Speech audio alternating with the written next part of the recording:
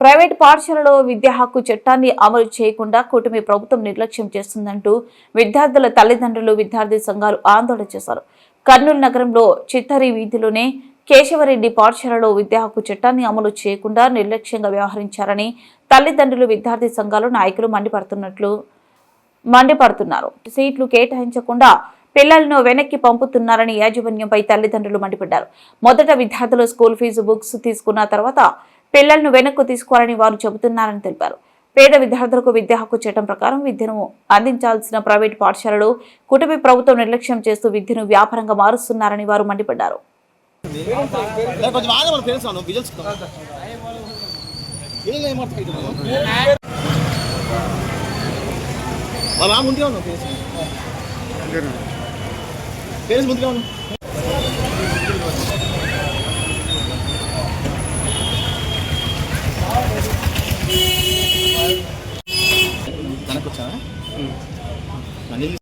ఇకరా ఫాతిమా అనే పాపకి అడ్మిషన్ వచ్చింది.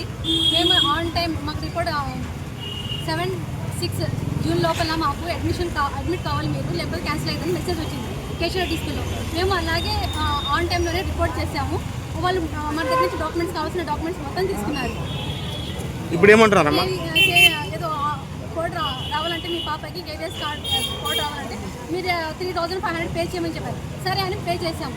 బట్ పాప ఏమో 50 days స్కూల్కి కూడా వచ్చింది. ఇప్పుడు మండే మాకు మేము మళ్ళీ మెసేజ్ స్కూల్ నుంచి వచ్చింది, కాల్ వచ్చింది, మీ పాపకి ఆర్టీఏ యాక్ట్లో క్యాన్సిల్ అయిపోయింది, పాప ఫీజు తీసుకొని వెళ్ళిపోయినాడు.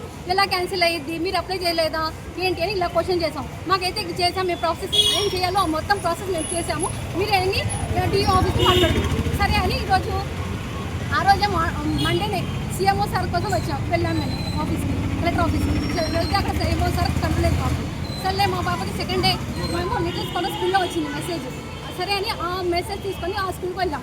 మాకు ఆల్రెడీ అడ్మిషన్స్ చాలా ఉన్నాయి, లిటిల్ స్కూల్ వాళ్ళు కూడా మేము తీసుకోము మీ పాపని, మేము సీఎంఓ సార్కి కావాలంటే మీకు రాసి కూడా ఇస్తాను, నేను మాట్లాడాను. మండే ఆ రోజు మీటింగ్లో ఉన్నారు వాళ్ళు, నేను మాట్లాడాను, ఆల్రెడీ మీకు ఆల్రెడీ లెటర్ రాసిస్తాను, మన దగ్గర అడ్మిషన్స్ ఫుల్ అయిపోయాయని. మీరు ఆ లెటర్ తీసుకొని సీఎంఓ నాకు మా పాపకి ఫస్ట్ లాటరీలో కేశవరెడ్డి స్కూల్ వచ్చింది, నాకు కేశవరెడ్డి స్కూల్లోనే అడ్మిషన్ కావాలి. క్యాన్సిల్ ఎలాగ అయ్యింది, వాళ్ళ కమ్యూనికేషన్ గ్యాప్ వస్తే మేమేం చేయాలి? మేము పేరెంట్స్ మొత్తం మా పాప ఎన్నో ఆశలతో వస్తుంది స్కూల్కి, నేను ఎలా క్యాన్సిల్ చేసుకుంటే మేము ఎలా ఒప్పుకుంటాం? నాతో పాటు చాలా మంది పేరెంట్స్ కూడా ఉన్నారు. ఫీజు కట్టాం సార్, అడ్మిషన్ కోసం 3,500 కావాలంటే 3,500 కట్టాం. ఇలా ఆర్టీఏ యాక్ట్ 2009 ప్రకారం ప్రతి ప్రైవేట్ పాఠశాలలో 25% ఉచిత విద్యను అందించాలని ఒక ప్రతిష్టమైన నిర్ణయం తీసుకొని పేద బడుగు బలైన విద్యార్థులకు విద్యను అందిస్తుంది. కానీ ఈరోజు దాని తుంగలో తొక్కి ఈ ప్రైవేట్ కార్పొరేట్ పాఠశాలలు మాకు ప్రభుత్వం ఇచ్చే 8,000 రూపాయలు ఏంటికి సరిపోవు,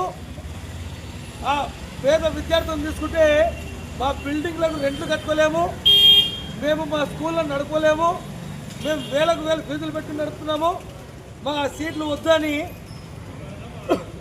ఈరోజు మన కర్నూలు జిల్లాలోని పాత బస్టాండ్లో ఉన్న కేశవరెడ్డి స్కూల్లో 11 సీట్లు, కేశవరెడ్డి స్కూల్లో 15 సీట్లు అలాట్ అయితే ఆ 15 సీట్లకు గాను ఏ ఒక్క సీటు కూడా విద్యార్థులను తీసుకోకుండా ఆ మేనేజ్మెంట్ ఆ సీట్లను క్యాన్సిల్ చేసింది, మాకు వద్దు ఇవని.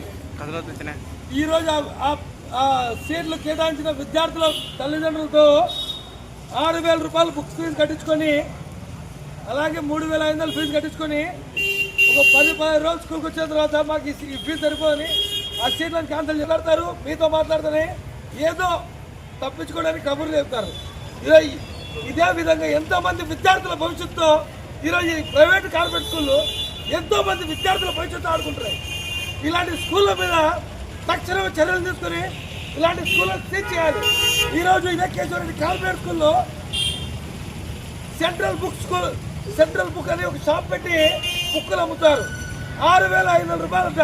ఫస్ట్ క్లాస్కి బుక్స్ 6,600 రూపాయలు. ఏముంటాయండి 6,600 రూపాయల బుక్స్ ఏముంటాయి? ఒక ఫస్ట్ క్లాస్ స్టూడెంట్కి ఎన్ని సబ్జెక్టులు ఉంటాయి, ఎన్ని బుక్కులు ఉంటాయి? 10 నోట్బుక్లు వేసుకోండి, 10 నోట్బుక్లు వేసుకుంటే 100 రూపాయలు కావు. కానీ ఈరోజు 6,600 రూపాయలు. అంటే ఈరోజు పేద విద్యార్థుల కానించి ఫీజులు దండుకుంటున్నాయి ఈ కార్పొరేట్ ప్రైవేట్ స్కూళ్ళు. ఇలాంటి స్కూళ్ళ మీద తక్షణమే చర్యలు తీసుకోవాలి.